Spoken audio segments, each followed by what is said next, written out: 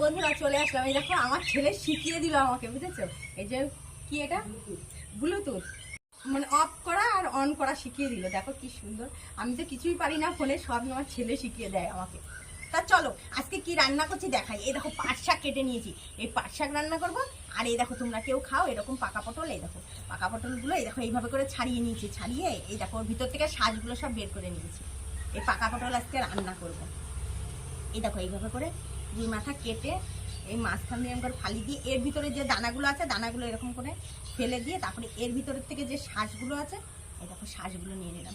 এইগুলো এটা কালো জিরে, লঙ্কা, পেঁয়াজ রসুন দিলেও ভালো লাগে, পেঁয়াজ দিলে ভালো লাগে। তা আজকে পেঁয়াজ দেবো না আমি।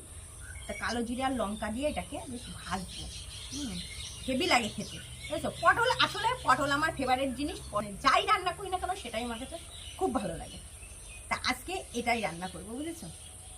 আর তারপরে তো কি পরে কি রান্না করছি তোমাদের দেখাবো।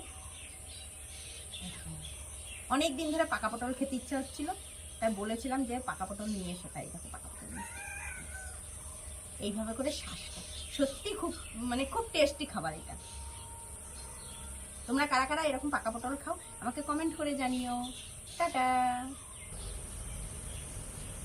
এটা খাবার এটা দিয়ে চাপ মারবো, এটা দিয়ে চাপ মারবো, চাপ মেরে বন্ধ করে দেবো।